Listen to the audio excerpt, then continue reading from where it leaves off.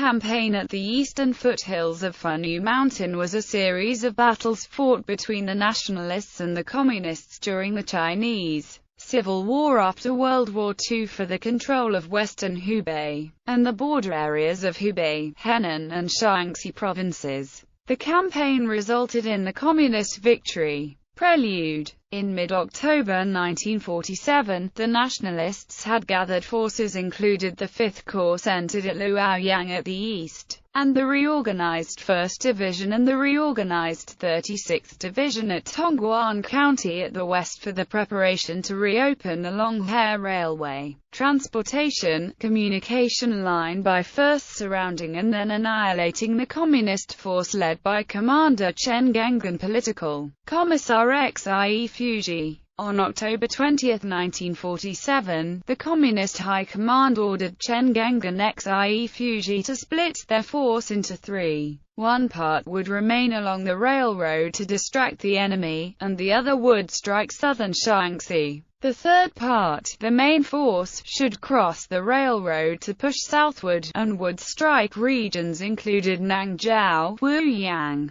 and Square City in western Hubei to establish new bases. To carry out this strategy, Chen Gangan Xie Fuji decided to launch the campaign at the eastern foothills of Funiu Mountain. Order of battle. Both sides were equally matched in terms of numbers, but the nationalists enjoyed significant technical advantage in terms of weaponry. Nationalist order of battle. 9 divisions total: the reorganized 1st Division, the reorganized 3rd Division, the reorganized 10th Division, the reorganized 15th Division, the 20th Division, the reorganized 36th Division, the reorganized 41st Division, the 206th Division, local security brigades and regiments. Communist order of battle. 9 divisions total: the 4th Column, the 9th Column, the 38th Army. First stage. The campaign started on October 29,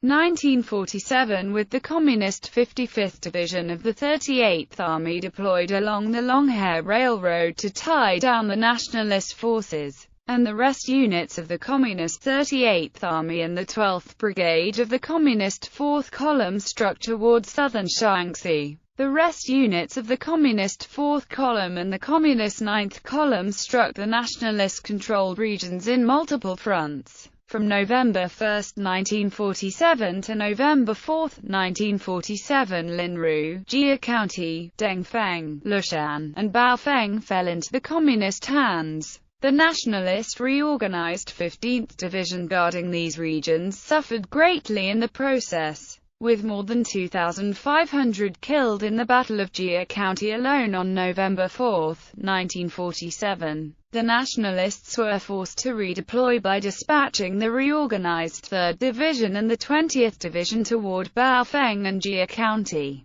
The 124th Brigade of the Nationalist reorganized 41st Division toward Linru, and the 125th Brigade of the Nationalist reorganized 41st Division toward Xiang City in hope of luring the Communists out to fight a decisive battle. However, the enemy would not take the bait and instead took advantage of the nationalist redeployment by striking regions where nationalist defense was weakened by the redeployment. On November 3, 1947, the Communist 27th Brigade of the 9th Column besieged the town of Nangzhou, and launched the assault on the town at 1 a.m. on November 4, 1947. The strongest fortification at the eastern pass was blown up and attacking enemy subsequently penetrated into the town and annihilated most of the nationalist garrison consisted of 2 battalions. As the survivors attempted to flee via the western gate, they were ambushed by the waiting enemy and the entire 500-strong nationalist garrison was thus completely wiped out. After taking the town, the Communists opened up the nationalist food depot and treasury to distribute food and money to the local populace, most of which was in severe poverty, and thus completely won over the local popular support. On November 5, 1947, the 75th Regiment of the 25th Brigade of the Communist 9th Column reached the outskirts of the Square City. Although the nationalists had built many fortifications both inside and outside the town, the local nationalist commander Wang Jingxiu was well aware that his 4 regiments strong security brigade was not a match for the enemy, and in order to avoid annihilation, the nationalist garrison wisely abandoned the town without a fight, thus successfully retreated before the enemy besieged the town. After entering the town, the communist force with strict discipline discredited the negative nationalist propaganda about the communists, and consequently, the local popular support drastically switched to the communist side.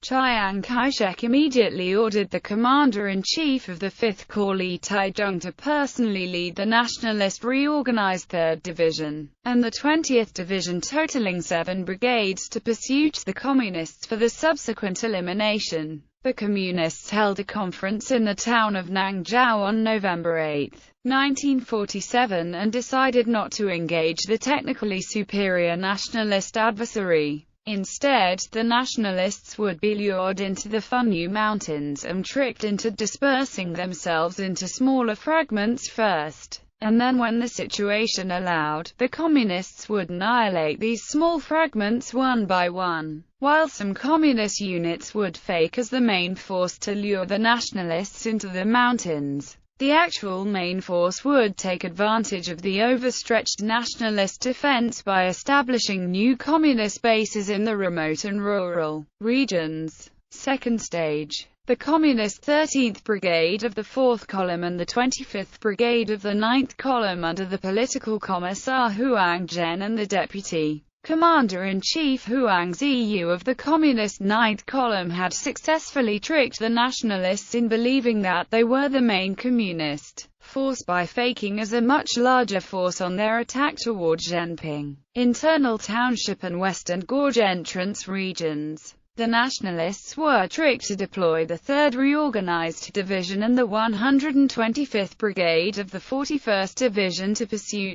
the fake enemy main force. And after wasting more than half a month at summer hotel and regions, the nationalist force not only failed to annihilate the enemy, but was also incapable of stopping the enemy from cutting the communication transportation line between and Jingxi Pass. The enemy had planned to lure the nationalists into the Funiu Mountains and then annihilate them in ambushes when the opportunity presented itself. But due to the lack of supplies, the nationalists was forced to withdraw and thus escaped unscratched. The enemy did, however, successfully establish 2 new bases in the regions. The 6th Military District by the Communist 39th Regiment of the 13th Brigade in the region of Liqing's Hotel of Nangzhou County, under the command of the Deputy Commander of the Communist 13th Brigade, Li Xifu, and the 7th Military District by the Communist 33rd Regiment of the 11th Brigade under the command of the Political Commissar of the 11th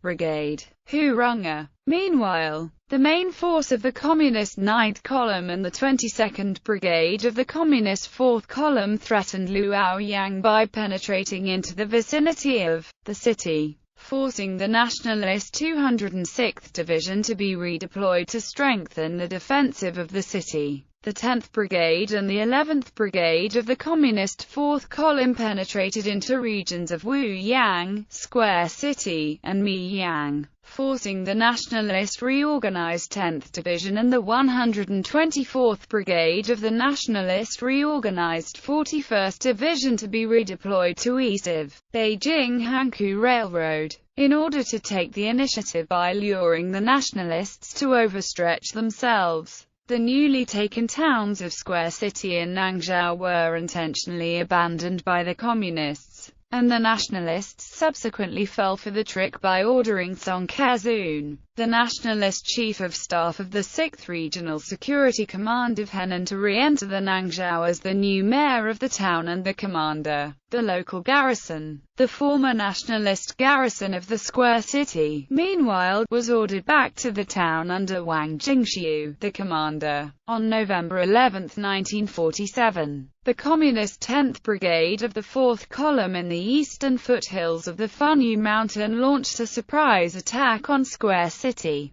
and the nationalist defenders abandoned the town and fled, and the town fell into the enemy hands for the second time. On November 13, 1947, the fleeing nationalists were caught up by the 31st Regiment of the 11th Brigade of the Communist 4th Column at Erlang Temple, and were thus badly mauled by the pursuing enemy. The nationalist commander Wang Jingxiu learned that the nationalist 20th Division was moving toward Square City, so he ordered his surviving troops to move toward the town in an attempt to link up with his nationalist comrades in arms. Little did the nationalists know that their enemy was waiting to ambush them. On November 21, 1947, the Communist 10th Brigade of the 4th Column suddenly struck the town of Nangzhou, and the nationalist garrison consisted on a security regiment and 2 companies was overwhelmed. After losing 3 companies, including more than 50 killed and over 270 captured alive by the attacking enemy, the surviving nationalists were forced to abandon the town and flee, and thus town of Nangzhou had fallen into the enemy hands for the second time, and this time for good.